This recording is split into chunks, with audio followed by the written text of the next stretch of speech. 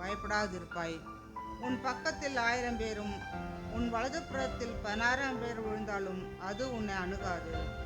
உன் கண்களால் மாத்திரம் நீ அதை பார்த்து துன்மார்க்கருக்கு வரும் பலனை காண்பாய். எனக்கு அடைக்கலமாக இருக்கிற உன்னதமான கர்த்தரை உனக்கு தாபரமாக கொண்டாய். ஆகையால் பொல்லாப்பு உனக்கு நேரிடாது, வாதை உன் கூடாரத்தை அணுகாது. உன் வழிகளெல்லாம் உன்னை காக்கும்படி உமக்காக தம்முடைய தூதர்களுக்கு கட்டளையிடுவார். உன் பாதம் கல்லில் இடராதபடிக்கு அவர்கள் உன்னை தங்கள் கைகளில் ஏந்தி கொண்டு போவார்கள். சிங்கத்தின் மேலும் விரியன் பாம்பின் மேலும் நீ நடந்து வாழ சிங்கத்தையும் வலு சர்ப்பத்தையும் மீழ்த்து போடுவாய். அவன் என்னிடத்தில் வாஞ்சா இருக்கிறபடியால் அவனை விடுவிப்பேன். என் நாமத்தை அவன் அறிந்திருக்கிறபடியால் அவனை உயர்ந்த அடைக்கலத்திலே வைப்பேன். அவன் என்னை நோக்கி கூப்பிடுவான், நான் அவனுக்கு மறு உத்தரவு அருளி செய்வேன். ஆபத்தில் நானே அவனோடு இருந்து அவனை தப்பிவித்து அவனை கனப்படுத்துவேன். நீடித்த நாட்களால் அவனை திருப்தியாக்கி என் ரட்சிப்பை காமிப்பேன். ஆமென்.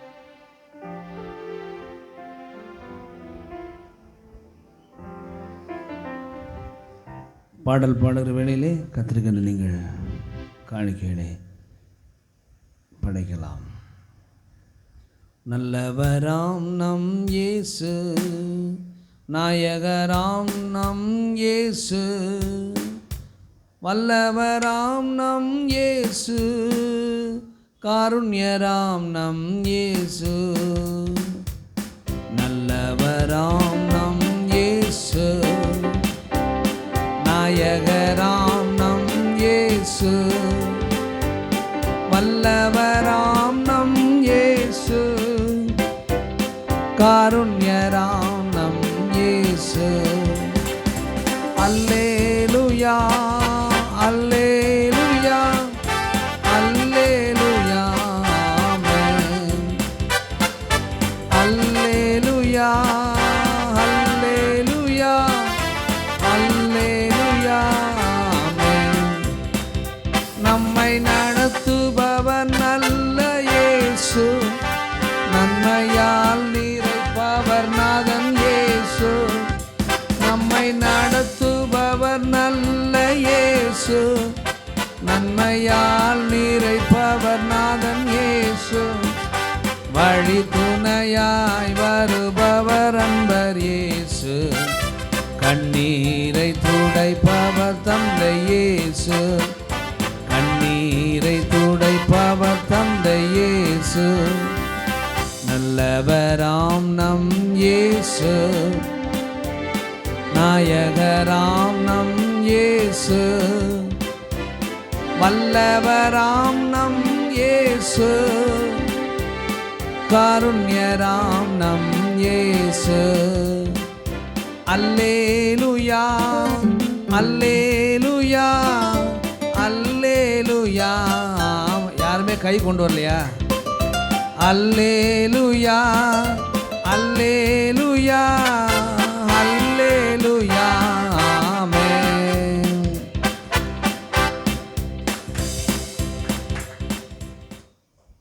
பாட்டு பாடும்போது நல்லா கை தட்டி ஆராதிங்க. ரொம்ப முக்கியமான விஷயம். அப்படியே அமைதியாக இருந்தீங்கன்னா நான் பாடிக்கிட்டே இருக்க வேண்டியதான். ஒன்மேன் ஷோ கிடையாது. நல்லா கர்த்தரை உள்ளத்தின் ஆழத்தில் ஸ்தோத்திரிங்க. எழும்பி நிற்போம், காணிக்கை காய கர்த்தரை நோக்கி பார்ப்போம். ஸ்தோத்திரங்க தாவே, நன்றி ஆண்டவரே. காணிக்கை போடும்போது நடக்க முடியலைனாலும் வந்து போடுங்க. அங்கே உட்காந்து போடக்கூடாது. உங்கள் காணிக்கையை நம்பி கர்த்தர் இல்லை, உங்கள் உள்ளத்தை உங்கள் மனதை பார்க்குறாரு. யாராக இருந்தாலும் தவறு தான். வந்து எழும்பி வந்து காணிக்கை போட்டு பழகுங்கள். தகப்பனை நாம் துதிக்கிறோம். நண்புக்கா ஸ்தோத்திரம். இந்த கால வேளையில் நீர் எங்களுடைய ஆண்டவராய், இரட்சகராய், மீட்பராய், மெய்ப்பராய் இருக்கிறபடினாலுமே ஸ்தோத்திரிக்கிறோம். இந்த கால வேளையிலே நாங்கள் கனம் பண்ணுகிறோம், உங்களுக்கு மரியாதை கொடுக்குறோம். நீர் எங்களுடைய ஆண்டவர், என்னுடைய இரட்சகர், என்னுடைய மீட்பர், மெய்ப்பராய் இருக்கிறதற்காக ஸ்தோத்திரம். இந்த கால வேளையிலே நாங்கள் உண்மை துதிக்கிறோம், ஸ்தோத்திரிக்கிறோம். கடந்த வாரம் முழுவதும் நீர் பாராட்டின எல்லா இரக்கத்துக்காக, அன்புக்காக, தயவுக்காக நன்றி கர்த்தாவே. நீர் என் மத்தியிலே உலாவி எங்களை ஆசீர்வதித்து எங்களை கனம் பண்ணுகிற தேவன், எங்கள் தலையை உயர்த்துகிற தேவனாக இருக்கிறதுக்காக ஸ்தோத்திரம். எங்களை ஆசீர்வதியும் பலப்படுத்தும் பெரிய காரணம் செய்யும். வருகின்ற வார்த்தை பகுதிக்கு அவனுடைய சமத்தில் வருகிறோம். பரிசுத்த ஆவியானவர் எங்களுடைய இடைப்பட வேண்டுமா நான் ஜெபிக்கிறோம். பரிசுத்த ஆவியானவர் ஆண்டு கொள்ளும்படி நாங்கள் ஜெபிக்கிறோம். ஞானத்தினால் வெளிப்படுத்தல் ஆவியினால் நிரப்பும்படி நாங்கள் ஜெபிக்கிறோம். பெரிய காரணம் செய்யும். டிவியில் ஆன்லைனில் பார்க்க ஒவ்வொருவருக்காக நாங்கள் ஜெபிக்கிறோம். ஒவ்வொருவரையும் ஆசீர்வதியும் பலப்படுத்தும். பெரிய நிச்சயம். இயேசுவின் நாமத்தில் பிதாவே ஆமென். அப்படியே நில்லுங்க ஒரு நிமிஷம். இந்த கடந்த வாரத்தில் நம்முடைய சபைக்கு வருகிறதான பிரதர் செல்வகுமாரனுடைய தகப்பனார் இறந்து விட்டார்கள். அவர்கள் குடும்பம் முன்னாடி வாங்க. அவர்களுக்காக நம்ம ஜெபிக்க போகிற குடும்பம், அவருடைய அம்மா, அவருடைய தங்கச்சி, அவருடைய அண்ணன் எல்லாரும் கர்த்தருக்குள்ளே ஆறுதல் பட்டு தேடப்படவும் அவளுக்காக நாம் ஜெபிக்க போகிறோம். யாவரும் அவர்களுக்கு நேராக கரங்களை உயர்த்தி நாம் ஜெபிப்போம். தகப்பனே நாம் துதிக்கிறோம். சகல விதமான ஆறுதலின் தேவனே நாம் துதிக்கிறோம். ஆமாண்டவரே, அவருடைய தகப்பனாருக்கு நீர் காண்பித்த எல்லா இரக்கத்துக்காக, தயவுக்காக, கர்த்தாவே அவர் வாழ்நாளில் நீர் கொடுத்த நன்மைக்காக, சுகத்துக்காக, பலத்துக்காக, ஆரோக்கியத்துக்காக நன்றி. ஆமாண்டவரே, இந்த உலகத்தை விட்டு கடந்து போனாலும் பரம தகப்பனாய் நீர் அவரோடு கூட இருக்கிறதுக்கு ஆமாம் ஸ்தோத்திரம். கணவனை இழந்து வாடும் அந்த தாயாருக்கு ஆமாம் ஸ்தோத்திரம். அவருடைய ஆசீர்வதியும் ஆறுதல் படுத்துவீராக. தகப்பனை இழந்து வாடுகிற கர்த்தாவே பிள்ளைகளுக்கு ஆமன சமத்தில் வருகிறோம். தாத்தாவை இழந்து வாடுகிற பேர பிள்ளைகளுக்கு ஆமன சமத்தில் வருகிறோம். எல்லாரையும் ஆறுதல் படுத்துவீராக, தேர்தல் படுத்துவீராக, சமாதானத்தை கட்டளிடுவீராக. உள்ளம் ஆவினால் கர்த்தாவே தேற்றப்படட்டும். அவருடைய ஆத்மாவை தேற்றி என்னில் இருக்கபடி உள்ளம் உடைக்கப்பட்டிருக்கிற நேரத்தில் கர்த்தாவே ஆத்மாக்களை தேற்றுகிற தேவனாக இருக்கிறீர். ஆறுதல் படுத்தும் தேற்றும் ஆண்டவரே. கர்த்தாவே அவர் இருந்து இல்லாத இடத்தை நீர் நிரப்புவீராக, நீர் ஆளுகை செய்வீராக, நீர் கர்த்தாவை பாதுகாப்பீராக. இந்த கரத்தில் கொடுக்கிறோம். ஆசீர்வதியும் பலப்படுத்தும் பெரிய காரியம் செய்யும். ஒரு மாத்திரம் உயர்ந்திருப்பீராக. உடைய அன்பின் கருத்துக்குள்ளே, ஆளுகையின் கருத்துக்குள்ளே அவர்களை நாங்கள் அர்ப்பணிக்கிறோம். இயேசுவின் நாமத்தில் பிதாவே ஆமென். அமர்ந்து கொள்வோம். தேங்க்யூ.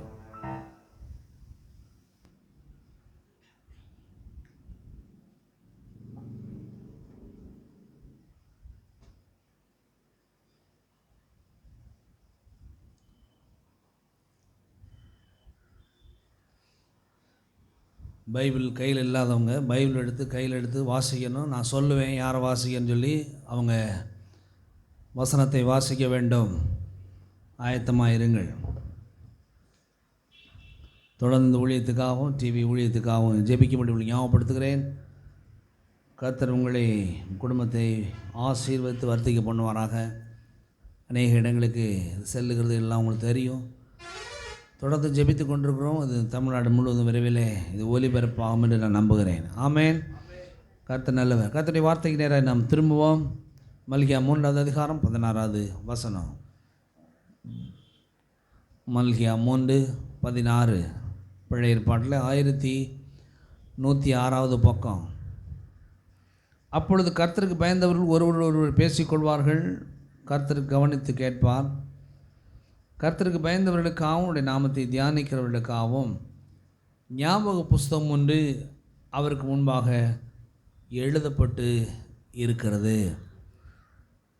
காலவேளையிலே ஆண்டவராக இயேசுவை சொந்த ரட்சகராக ஏற்றுக்கொள்ளாத யாரேனும் ஒருவேளை இந்த வார்த்தைகள் இப்பொழுது கேட்டுக்கொண்டிருப்பினால், ஆண்டவராக இயேசுவை நான் உங்களுக்கு ஞாபகப்படுத்துகிறேன். ஆண்டவராக இயேசு கிறிஸ்து இப்படியாக சொன்னார், வருத்தப்பட்டு பாரம் சுமக்கிறவர்களே, நீங்கள் எல்லாரும் என்னிடத்தில் வாருங்கள், நான் உங்களுக்கு இளைப்பாறுதல் தருவேன். இளைப்பாறுதல் தருகிற தேவன். இளைப்பாறுதல்னா இந்த உலகத்தில் இல்லாத ஒன்று, இந்த உலகத்திலே கிடைக்காத ஒன்று.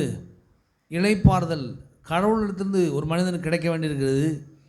பாவத்தினாலே அழுத்தப்படுகிற ஒரு நிலை, வியாதியினாலே அழுத்தப்படுகிற ஒரு நிலை, போராட்டங்கள்னாலே அழுத்தப்படுகிற ஒரு நிலை, இதனாலே மனிதன் எழும்ப முடியாத ஒரு சூழ்நிலையிலே தள்ளப்படுகிறான். அவனுக்கு இளைப்பாறுதல் இல்லாமல் இருக்கிறது. கடவுள் சொல்கிறாரு, இப்படிப்பட்ட ஒரு காரியத்துக்காக நான் மனிதனை உண்டாக்கவில்லை. மனிதனை படைத்த நோக்கமும் அதற்காக இல்லை. மனிதனை படைத்தது என்னோடு அவன் வாசம் பண்ண வேண்டும், என்னோடு அவன் பயணிக்க வேண்டும், என்னாலே அவன் பிழைக்க வேண்டும். அது மாத்திரமல்ல, என்னுடைய இளைப்பாறுதலையே அவன் இந்த உலகத்தில் அனுபவிக்க வேண்டும். ஆகவே இளைப்பாறுதலை தருகிற தேவன் சஞ்சலப்படுகிற மனுஷனுக்கு, பாவத்தினாலும் வியாதியினாலும் தரித்திரத்தினாலும் நொந்து வாழ விருப்பமில்லாத ஒரு மனிதனுக்கு இந்த இளைப்பாறுதல் மிகுந்த அவசியமாக இருக்கிறது. கடவுள் சொல்கிறாரு, நான் இளைப்பாறுதல் தர்றேன், நான் சமாதானத்தை தரேன். எப்படி தெரியுமா? அந்த உலகம் கொடுக்குற பிரகாரமாக இல்லை, என்னுடைய சமாதானம், என்னுடைய இளைப்பாறுதல். இந்த உலகம் தற்காலிகமான ஒரு சமாதானத்தை, ஒரு சந்தோஷத்தை ஒரு மனுஷனுக்கு கொடுக்குது. சினிமாவில் இருக்குன்னு நினச்சி ஓடுறாங்க. 3 மணி நேரம் முடிஞ்சோடனே வெளியே வந்தால் மறுபடியும் அந்த கவலை, பயம், அதைரியம் அவனை ஆட்கொள்ளுகிறது. கள்ளுக்கடைக்கு ஓடுறாங்க, அங்கேயாவது கொஞ்சம் இளைப்பாறுதல், நிம்மதி கிடைக்குமான்னு.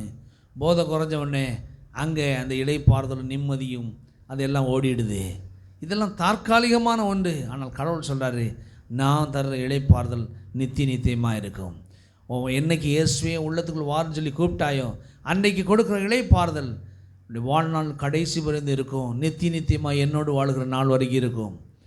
இதுதான் தேவன் தருள்ள இளைப்பாறுதல். ஆகவே இயேசுவே என் உள்ளத்துக்குள் வாரும், உண்மை ஆண்டவராக இரட்சகராக நான் ஏற்றுக்கொள்கிறேன் என்று உங்களை தாழ்த்தி அவரை உள்ளே அழைக்கும் பொழுது அவர் உங்களுக்கு இளைப்பாறுதலை தருகிற தேவனாக இருக்கிறார். ஒருவேளை நான் கிறிஸ்தவ குடும்பத்தில் பிறந்திருக்கிறேன் அப்படின்னு நீங்கள் சொல்லலாம். கிறிஸ்தவ குடும்பத்தில் பிறந்திருந்தாலும் கிறிஸ்துவை உள்ளே அழைக்க வேண்டும். அந்த கிறிஸ்து உங்களுக்கு ஆண்டவராய் இரட்சகராய் உங்கள் உள்ளத்திலே வர வேண்டும். அவர் வரும் பொழுது எல்லா பாவங்களும் கழுவப்படும், சாபங்கள் தொலையும், தரித்திரம் மாறும், எல்லா பில்லி சூனிய கட்டுகள், பேய்க்கோளாறுகள், பிசாசுடைய எல்லா தொந்தரவுகளும் அகலுவதை நீங்கள் காண்பீர்கள். இந்த கிறிஸ்து விடுதலை ஆக்குகிறவர், சமாதானத்தை தருகிறவர், சந்தோஷத்தை தருகிறவர், விசேஷமாக இளைப்பாறுதலை தருகிறவர். அந்த இளைப்பாறுதல் எல்லாரையும் ஆட்கொள்ளட்டும். இயேசுவை ஏற்றுக்கொண்டவர்கள் நம்ம ஏற்கனவே இப்படிப்பட்ட இளைப்பாறுதலில் நம்ம இருக்கிறோம் என்பதை முதல்ல அறிந்து கொள்ளணும். பாருங்கள், பிசாசு சொல்லுவான், உனக்கு நிம்மதியே இல்லை அப்படின்வான். நீங்கள் சொல்லணும், நிம்மதியை, இளைப்பாறுதலை கிறிஸ்து ஏற்கனவே என் உள்ளத்தில் வைத்திருக்கிறார். ஆகவே அந்த இளைப்பாறுதல் என்னை விட்டு போகாது, ஒரு நாளும் எனக்குள்ளே இருக்குது. நான் அதை பார்க்கல நிறைய நேரங்களில், அவ்வளோதான். ஆனால் இளைப்பாறுதலும் நிம்மதியும் சாந்தி சமாதானமும் என் உள்ளத்திலே இருக்கிறது என்பதை நீங்கள் அறிந்து கொள்ளணும். அதுதான் வாரம் கோயிலுக்கு வரணும். கோயிலுக்கு வந்து என்னத்தையும் ஒன்று ஒருத்தர் பாஸ்டர் பேசுகிறத கேட்டுட்டு போகக்கூடாது. எங்கே போகிறன்றது ரொம்ப முக்கியங்க. சபிக்கிற இடத்துக்கு, உங்களை திட்டுகிற இடத்துக்கு, உங்களை அவமாக்குற இடத்துக்கு, உங்களை தேவனோடு கனெக்ட் ஆக விடாமல் தடுக்கிற இடங்களுக்கு நீங்கள் போகிறத தவிர்க்கணும்.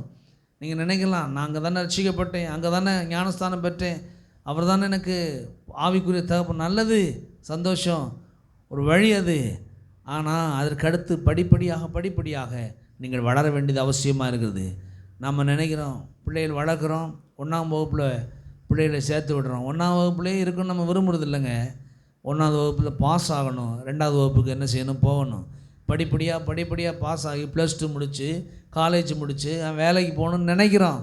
ஏன்னா அதுக்கு ஒரு ஆரம்பம் எல்கேஜி, யூகேஜி, ஃபஸ்ட் ஸ்டாண்டர்டு. அப்படி தான் ரட்சிப்பு என்பது ஒரு ஆரம்பம். நீங்கள் ஆரம்பிச்சிருக்கீங்க, அங்கேயே உட்காந்துடக்கூடாது. நல்லா இருந்தால் சந்தோஷம். ஒரு ஸ்கூல் இருக்குது, நல்லா சொல்லி கொடுக்குறாங்க, அங்கேயே +2 வரை என்ன செய்கிறாங்க, படிக்கிறாங்க. ஸ்கூல் சரியில்லைன்னு என்ன செய்கிறோம், உடனே செய்கிறோம், மாற்ற முயற்சிக்கிறோம். இல்லை, அங்கே நல்லா இல்லை, எஜுகேஷன் நல்லா இல்லை, ரிசல்ட் நல்லா இல்லை, அங்கே என்ன செய்யக்கூடாது, இருக்கக்கூடாது. ஒரு ஹோட்டல் நல்லா இல்லைன்னா கூட திரும்ப போய் அங்கே என்ன செய்கிறதில்ல, சாப்பிட்றதில்ல. ஏன்னா அங்கே நல்லா இல்லைங்க, வாய்க்கு ருசியாக இல்லை, காசு கொடுத்து தானே சாப்பிட்றோம். அதுக்கே இவ்வளோ முக்கியத்துவம் கொடுத்தீங்கன்னா உங்களுடைய ஆவிக்குரிய மனிதன், உங்களுடைய வாழ்வு எவ்வளோ முக்கியம்னு யோசித்து பாருங்கள்.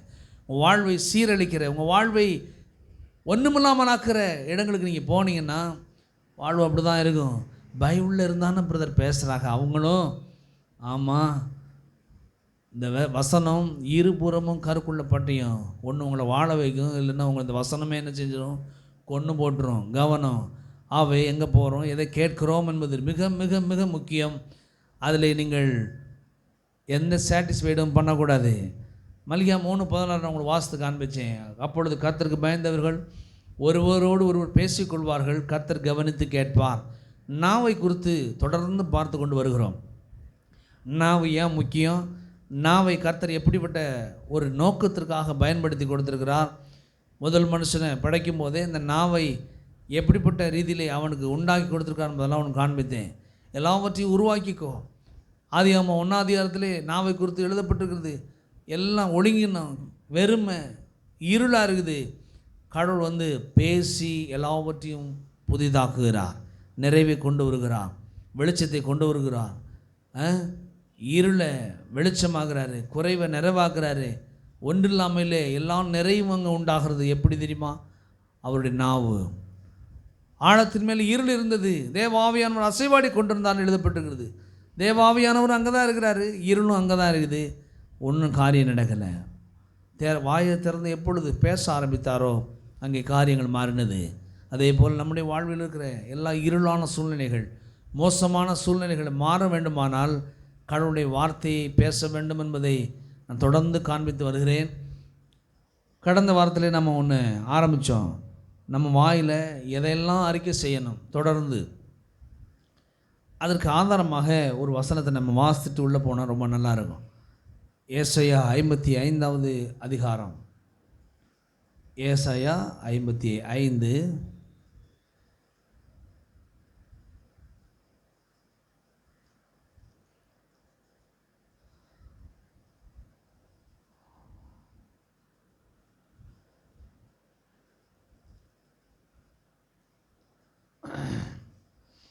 நான் வாசிக்கிறேன், இல்லை எடுத்தவங்க வாசிங்க. 9வது வசனத்தை வாசிங்க.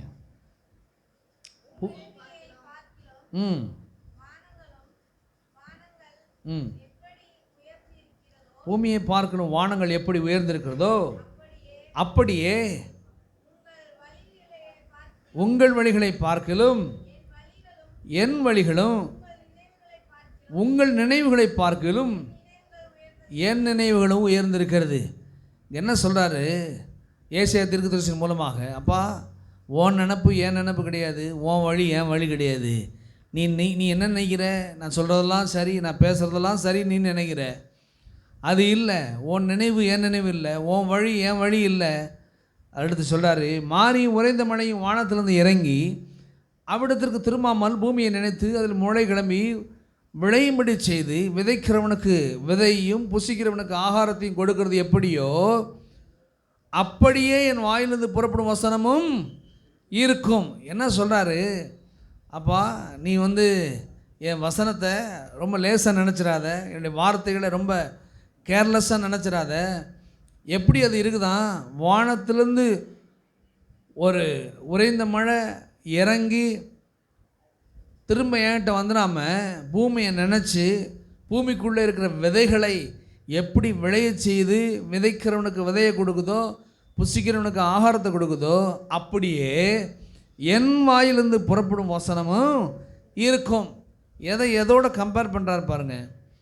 நீ நினைக்கலாம் கடவுளுடைய வார்த்தை ஏதோ எழுதி கொடுத்துருக்கிறாரு, இதனால் இன்னைக்கு என்ன லாபம்னு நினைக்கலாம். ஒரு மழையை பாரு, மழை சும்மா வீணாக பூமியில் பெய்யலை, பெஞ்சிட்டு சும்மா காஞ்சு போகிறதுக்காக பெய்யலை, பெஞ்சு இந்த பூமிக்குள்ளே இருக்கிற மனுஷன் போட்டு வச்சுருக்கிற இந்த விதைகளை என்ன செய்யுது? முளைக்க ஆரம்பிக்குது. அது முளைச்சி 1 30 1 60 1 100 பெருக ஆரம்பிக்குது. அந்த பெருகின அந்த விதைக்குள்ளே, அந்த பழத்துக்குள்ளே ஏகப்பட்ட கோடிக்கணக்கான விதைகளை உள்ளே வைக்கிறேன். அதன் மூலமாக ஒரு பெருக்கம். எப்படி இந்த மழையே இவ்வளோ பெரிய காரியத்தை இந்த பூமியில் நடப்பிக்குதோ அதே போல் என் வசனம் இருக்குதுன்றார். என்ன சொல்கிறாரு? என் வசனம், நான் எழுதி கொடுத்துருக்க அந்த வார்த்தை நீ எவ்வளோ தூரம் இந்த வாயில் வைக்கிறியோ அப்போது உன் இருதயமாய நல்ல நிலத்தில் இந்த வசனத்தை என்ன செய்கிற? நீ விதைக்கிற. இருதயம் நல்ல நிலம் என்று எழுதப்பட்டிருக்கிறது. ஏசனார் வாயில் சொல்கிறாரு, நல்ல நிலத்தில் விதைக்கப்பட்ட விதைகள் 1 30 1 60 100 பலன் தந்தது. அந்த நல்ல நிலம் உங்களுக்கு இருதயம் சொல்கிறாரு. அந்த இருதயத்துக்குள்ளே, நல்ல நிலமாய் அந்த இருதயத்துக்குள்ளே கடவுளுடைய வசனத்தை எப்படி விதைக்க வேண்டும் என்பதை காணத வார்த்தையில் சொல்லி ஆரம்பித்தோம். விசேஷமாக நம்முடைய நாவு விரைவாய் எழுதுகிறனுடைய எழுத்தாணையாக இருக்கிறது. பரிசுத்த ஆவியானுடைய உதவியோடு ஒவ்வொரு நாளும் இந்த நல்ல நிலமாகிய இருதயத்துக்குள்ளே இந்த நல்ல விதைகளை எடுத்து நீங்கள் விதைக்க வேண்டியது அவசியமாக இருக்கிறது. எனக்கு வயசாகிடுச்சு பிரதர், எல்லா வேலையும் முடிஞ்சு நான் ஃப்ரீயாக இருக்கிறேன், இப்போ தான் நீங்கள் நல்லா விதைக்கணும். வேதம் சொல்லுது, முதிர் வயதில் கனி தரணும்னா எடுத்து இந்த விதைகளை உங்கள் இருதயமாய் நல்ல நிலத்தில் விதைக்கணும். உங்களுக்காக விதைக்கணும், உங்கள் பேரப்பிள்ளைகளுக்காக விதைக்கணும், உங்கள் கொள்ளு பேரன் பேத்திக்காக விதைக்கணும். வயசாகிடுச்சு, எனக்கு எல்லாம் முடிஞ்சு, எல்லா கடமையும் முடிஞ்சுன்னு சொல்லக்கூடாது. உங்களுக்கு கடமை நிறையா இருக்குது, பொறுப்பு நிறையா இருக்குது. நீங்கள் விதைக்க வேண்டும். எங்கள் இருதயமாய் நல்ல நிலத்தில் இந்த நல்ல விதைகளை எடுத்து விதைக்க நீங்கள் கடமைப்பட்டிருக்கிறீர்கள். கடவுள் பார்த்து எனக்கு நல்ல வாழ்வை கொடுப்பார், கண்டிப்பாக கொடுப்பார், அதில் மாற்றம் இல்லை. ஆனால் அந்த உலகத்தில் நீங்கள் நல்ல வாழ்வை தெரிந்து கொள்ள வேண்டியது அவசியமாக இருக்கிறது. இது மரணத்தின் ஜீவனையும் ஆசீர்வாதத்தின் சாபத்தையும் உனக்கு முன்னால் வைத்தேன். நீ எது வேணும்னு சூஸ் பண்ணுற? ஜீவன் வேணும்னா இதான் அது வார்த்தை. உயர்வு வேணுமா அதுதான் வார்த்தை. வாழ்வு வேணுமா அதுதான் வார்த்தை. நீ தெரிந்து கொள்வது எதுவோ அது உனக்கு அருளப்படும். எப்படி தெரிந்து கொள்ள போகிறோம்? இரவும் பகலும் கடவுளுடைய வார்த்தையை மனதில் வைத்து, வாயில் வைத்து, இருதயத்தில் வைத்து, இது என்னுடைய பங்காய் மாற வேணும் ஆண்டவரே. வீணான பிரச்சனைகளை கிளப்புறதை விட்டுட்டு, அது என்னாச்சு, இது என்னாச்சு, அது இப்படி, எது அப்படி தூக்கி எறியுங்கள். எல்லாவற்றையும் கடவுளுடைய வார்த்தையை இருக பற்றி பிடியுங்கள். இருக பற்றி பிடித்து இந்த வார்த்தையை உங்கள் மனதில் எப்போ பார்த்தாலும், அதான் தாவீது சொல்கிறாரு, இரவும் பகலும் கர்த்தருடைய வேதத்திலே தியானமாக இருக்கிற மனுஷன் பாக்கியவான், அவன் செய்வதெல்லாம் அப்போ தான் வாய்க்கும். பாக்கியவான் பாக்கியவான்னா ஆசீர்வதிக்கப்பட்டவன். ஏன் ஆசீர்வதிக்கப்பட்டவன் சொல்கிறாரு?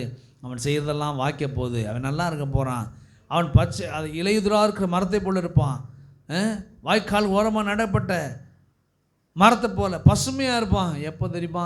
இந்த வசனம் எவ்வளோ தூரம் வாயில் இருக்குதோ, இருதயத்தில் இருக்கிறதோ, அவ்வளோ தூரம் உங்களுக்கு வாழ்வு உண்டு. சண்டை, சச்சரவுகள், போராட்டங்கள் வாயில் இருக்க வரைக்கும் அதுதானே உங்களுக்கு விதையாக திரும்ப வரும். கடவுளுடைய வார்த்தை எவ்வளோ தூரம் உங்கள் மனதில் வைக்கிறீங்களோ, வாயில் வைக்கிறீங்களோ, அது உங்களுக்கு நல்ல பலனை அது கொண்டு வரும். தொடர்ந்து என்ன வார்த்தைகள்லாம் பேசலாம் அப்படின்னு சின்ன சின்ன காரியங்களை உங்களுக்கு ஞாபகப்படுத்தினேன். போன வாரம் தேவ அன்பை குறித்தான வார்த்தைகளை உங்களுக்கு ஞாபகப்படுத்தினேன். அந்த அன்பை குறித்து எப்படிப்பட்ட வார்த்தைகளை நீங்கள் வசனத்தை பேச வேண்டும் என்று சில காரியங்களை உங்களுக்கு நான் காண்பித்தேன். இந்த வாரம் தேவனுடைய இரக்கத்தை குறித்து நீங்கள் என்ன பேச வேண்டும் என்பதை நாம் பார்க்க போகிறோம். கொஞ்சம் சங்கீதம் 103 அதிகாரம், சங்கீதம் 103.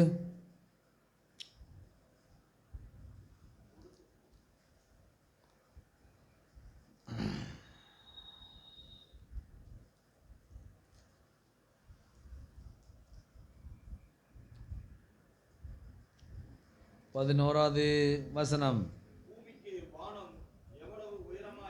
பூமிக்கு வானம் எவ்வளவு உயரமாக இருக்கிறதோ அவருக்கு பயப்படுகிற மேல் அவருடைய கிருபை அவ்வளவு பெரியதாக இருக்கிறது. இந்த வசனத்தை இங்கே வாசிக்கிறது மாத்திரமில்லை, நான் சொல்கிறேன், எல்லாரும் திரும்ப சத்தமாக அதை சொல்லுங்கள்.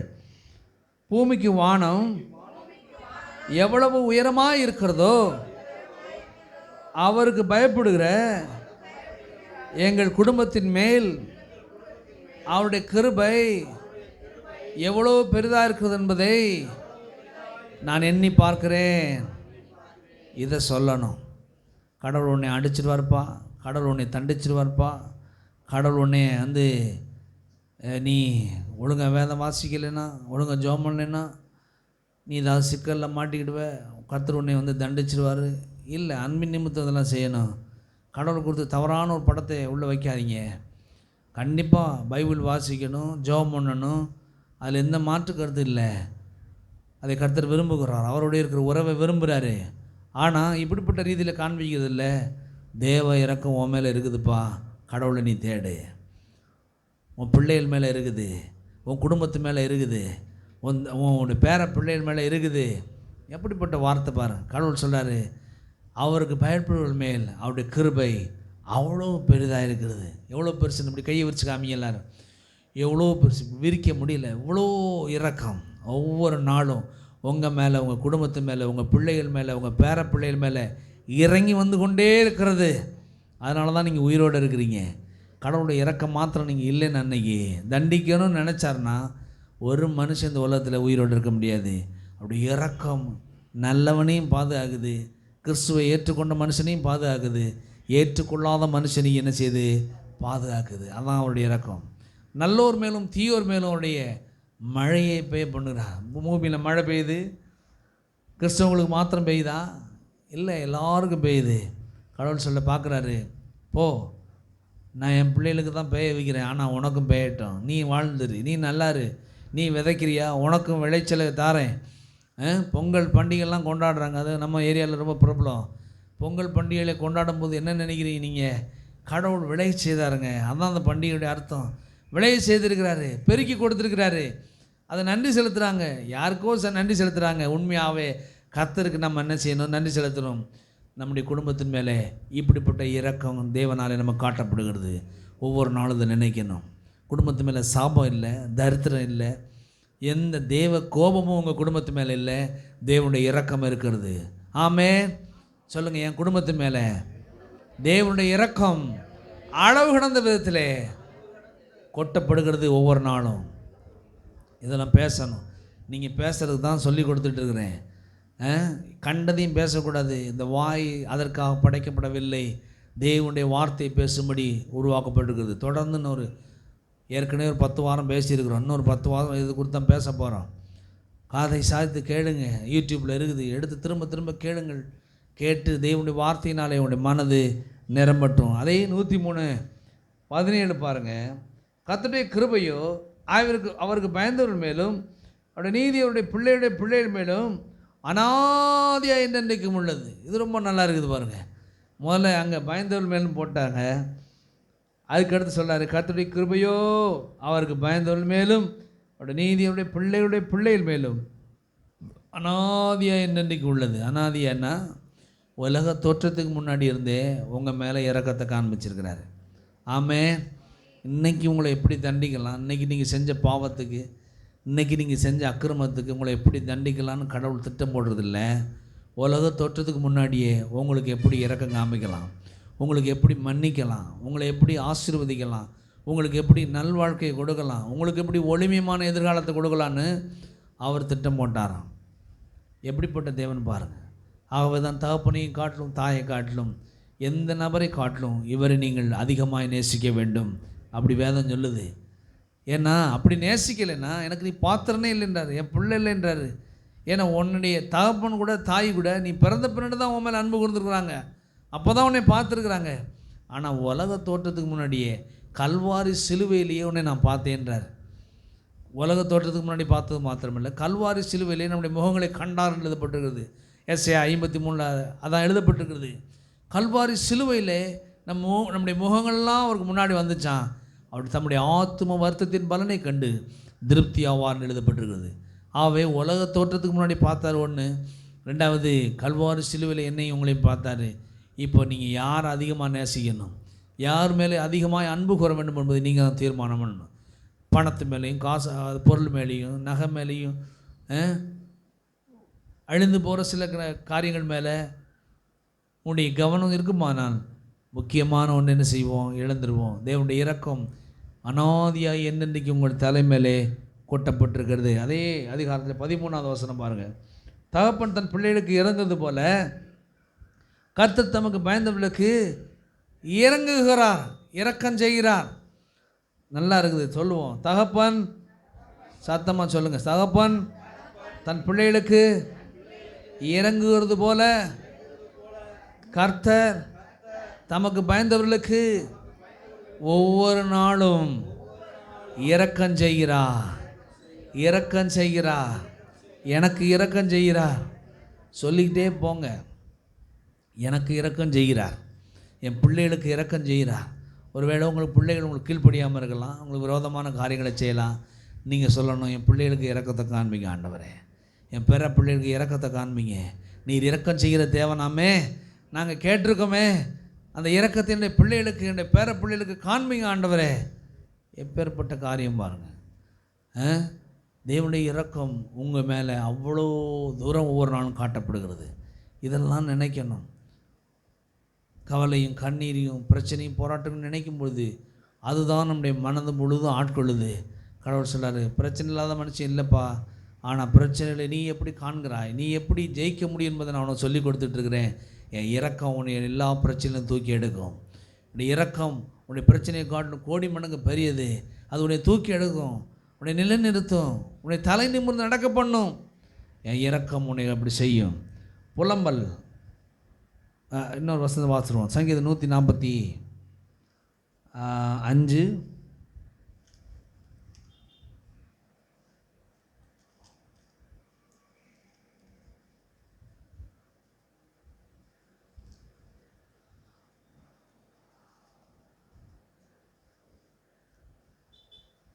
145:9.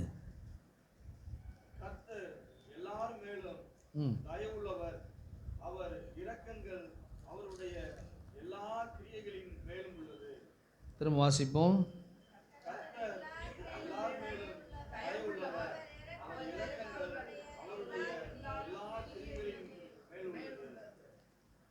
எல்லா கிரியைகள் மேலும் உள்ளது. எல்லாரும் சொல்லுவோம், கர்த்தர் எல்லார் மேலும். 8லேருந்தே வாசிப்போம். ரொம்ப நல்லது. கர்த்தர் இரக்கமும் மன உருக்கமும் நீடிய சாந்தமும் மிகுந்த கிருபையும் உள்ளவர். எடுத்துட்டீங்களா? சங்கீதம் 145:8 9வது வசனம். கர்த்தர் எல்லார் மேலும் விசேஷமாக, சொல்லுங்க சத்தமாக, விசேஷமாக என் மேலே, என் குடும்பத்து மேலே தயவு உள்ளவர். அவருடைய இரக்கங்கள் எங்களுடைய எல்லா காரியங்கள் மேலும் உள்ளது. நீங்கள் படிக்கும்போது கடவுளுடைய இரக்கம் இருக்குது. நீங்கள் வேலை செய்யும்போது அவருடைய இரக்கம் இருக்குது. நீங்கள் சமையல் செய்யும்போது அவருடைய இரக்கம் இருக்குது. நீங்கள் நடந்து போகும்போது அவருடைய இரக்கம் இருக்குது. நீங்கள் என்ன காரியங்கள் செய்து கொண்டிருக்கிறீங்களோ எல்லா காரியங்கள் மேலும் அவருடைய இரக்கம் இருக்குது என்பதை நம்புங்க. தற்செயலாக நான் வாழ்ந்துட்டுருக்கிறேன், தற்செயலாக இருக்கிறேன், கடவுள் எப்படியோ என்னை பாதுகாக்கிறார், அப்படி இல்லை. அவருடைய இரக்கத்தினாலே நான் வாழ்ந்து கொண்டிருக்கிறேன். நான் நிற்பதும் நிர்மூலமாகாமல் இருப்பதும் தேவனுடைய சுத்த கிருபை. அவருடைய இரக்கம், அவருடைய இரக்கங்களுக்கு, கிருபைக்கு முடிவே இல்லைன்னு எழுதப்பட்டிருக்கிறது. முடிவில்லாதவருடைய கிருபை, முடிவில்லாதவருடைய இரக்கம் என் மேலே கொட்டப்படுகிறது. அதெல்லாம் நாங்கள் எண்ணி கர்த்தருக்கு நன்றி செலுத்த வேண்டியது மிகுந்த அவசியமாக இருக்கிறது. புலம்பல்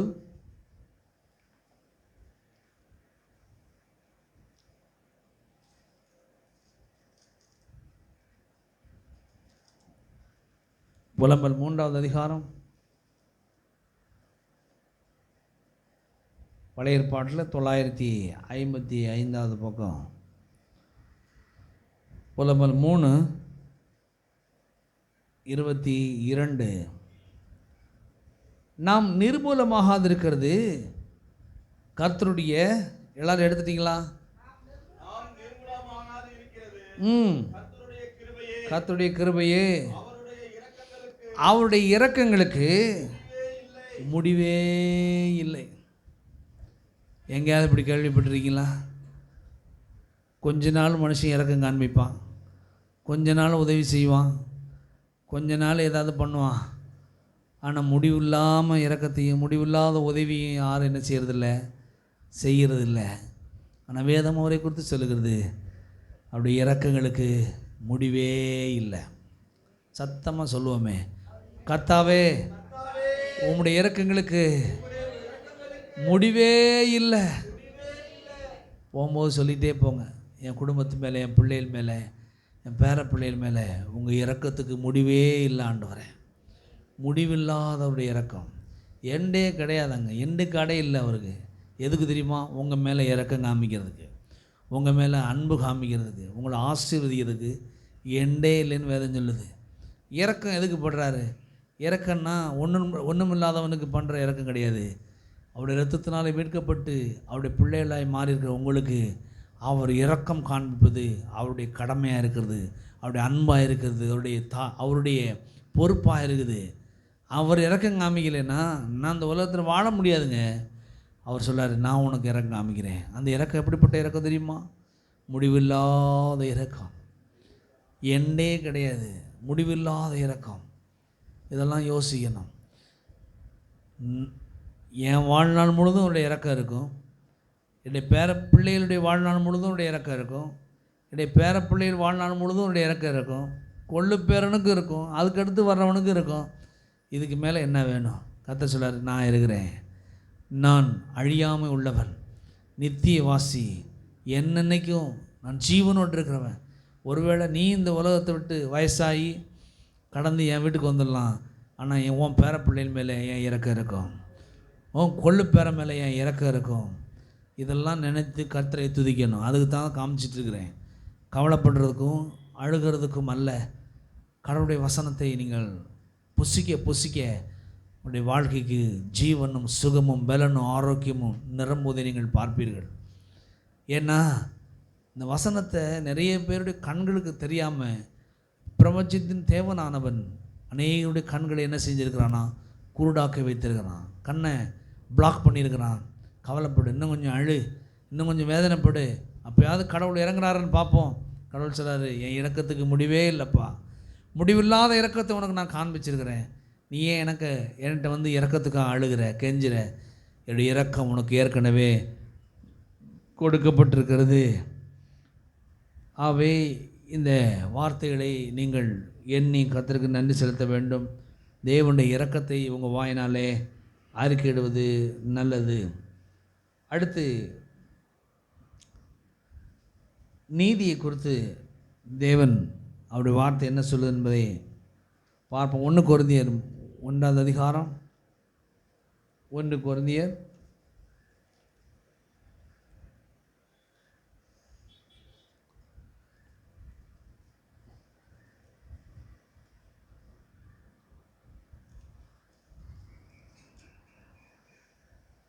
1 கொரிந்தியர் 1ஆம் அதிகாரம் 31ஆம் வசனம். அவரே தேவனால் நமக்கு ஞானமும் நீதியும் பரிசுத்தமும் மீட்புமானார். திரும்ப வாசிங்க.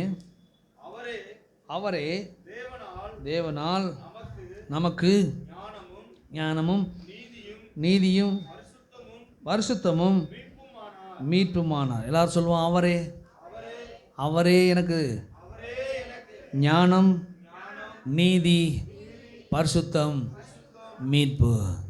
நீதின்னு சொல்லி வரும் பொழுது என்னுடைய கெட்டிக்காரத்தனம் அல்லது என்னுடைய நீதியின் காரியங்கள் என்னை நீதிமானாய் மாற்றவில்லை. தேவனாலே நான் நீதிமானாக்கப்பட்டிருக்கிறேன். அவர் தான் என்னுடைய நீதி. அவருடைய ரத்தம் என்னை கழுவினதுனால நான் நீதிமானாய் மாற்றப்பட்டிருக்கிறேன். வேதம் சொல்லுது அவர் தான் அவனுடைய நீதி. தேவ நீதி என்பது இந்த உலகம் ஜட்ஜ்மெண்ட் கொடுக்குற மாதிரி நீ நீதிமான், நீ நல்லவன், அப்படி இல்லை. தேவனுடைய இரக்கம் என்பது, தேவனுடைய நீதி என்பது அவருடைய இரத்தத்தினாலே கழுவப்பட்டு கடவுள் பார்க்கும்போது என்னுடைய பாவத்தையோ என்னுடைய அக்கிரமத்தையோ என்னுடைய எந்த குறைவான காரியங்களை அவர் பார்க்கல. என் தலையில் இயேசுவின் ரத்தம் ஊற்றப்பட்டிருக்கதை பார்க்குறாரு. இவன் நீதிமானாக இருக்க 100க்கு 100 நான் பார்க்குறேன். நீதிமானாக இருக்கிறான், அவன் 100க்கு 100 நீதிமானாக இருக்கிறான். பிதாவாய் தேவன் என்னை பார்க்கும்போது இயேசுவின் மூலம் நீதிமானாய் மாற்றப்பட்டிருக்கிறான். இவன் நீதிமான், என்னால் இல்லை. சிலர் சொல்லுவாங்க, நான் ஒரு மாதம் இந்த இயேசுவை ஏற்றுக்கொள்வதற்காக நான் ஜெபம் பண்ணேன், ப்ரேயர் பண்ணேன், உபவாசம் இருந்தேன், அதனால் என்னை கடவுள் வந்து ரட்சித்து நீதிமானாக மாற்றிருக்கிறாரு. இல்லை, உலக தோற்றத்துக்கு முன்னாடியே உங்களை முன் குறித்து அவருடைய டைரியில் உங்களை பேரை எழுதுனதுனால ஏற்ற வேளை வந்தது, நீங்கள் ரட்சிக்கப்பட்டீர்கள். இது காரணம் அவருடைய ரத்தம், அவருடைய கல்வாரி, அவருடைய பாடுகள் உங்களை நீதிமானாய் மாற்றிருக்குது. ஆவே எப்போதும் நீ நீதிமானான்னு பிசாசு கேட்பான். பாவம் செஞ்சுட்ட, பொய் சொல்லிட்ட, தேவனுக்கு பிரியமில்லாத காரியத்தை செய்துட்ட, நீதிமானான்னு கேட்பான். நீங்கள் சொல்லணும், என்னுடைய நீதி நான் எவ்வளவு நல்லவன்றதை பொறுத்து இல்லை, அவர் எவ்வளோ நல்லவர் என்பதை பொறுத்து இருக்குது. அவர் நல்லவராக இருக்கிறபடினால என்னை நீதிமானாய் மாற்றியிருக்கிறார். அவர் நல்லவராக இருக்கிறபடினால அவருடைய இரத்தத்தை எனக்கு ஆசைந்து இருக்கிறார். அவர் நல்லவராக இருக்கிறபடினால அவருடைய சரீரம் பிக்கப்படும்படி, வாதிக்கப்படும்படி ஒப்பு கொடுத்து என்னை நீதிமானாய் மாற்றியிருக்கிறார். இப்போ நான் எவ்வளோ நல்லவென்றது ரொம்ப முக்கியம் இல்லை, அவர் நல்லவராகவே இருக்கிறார், அவர் நீதி உள்ளவராக இருக்கிறார், அவர் உண்மை உள்ளவராக இருக்கிறார். ஆகையினால எனக்கு நீதிமான் என்ற ஒரு பட்டத்தை, ஒரு ஆளுமை, ஒரு அதிகாரத்தை அவர் எனக்கு கொடுத்துருக்கிறார். ஏசாயா 3ஆம் அதிகாரம், ஏசாயா 3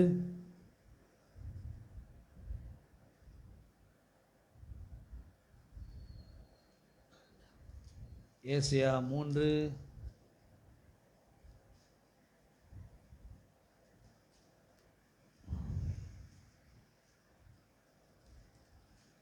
ஏசாயா 3:10 உங்களுக்கு நன்மை உண்டாகும் என்று நீதிமான்களுக்கு சொல்லுங்கள். போதும். யாருக்கு சொல்கிறாரு? யார் அந்த நீதிமான்? நான் தான்.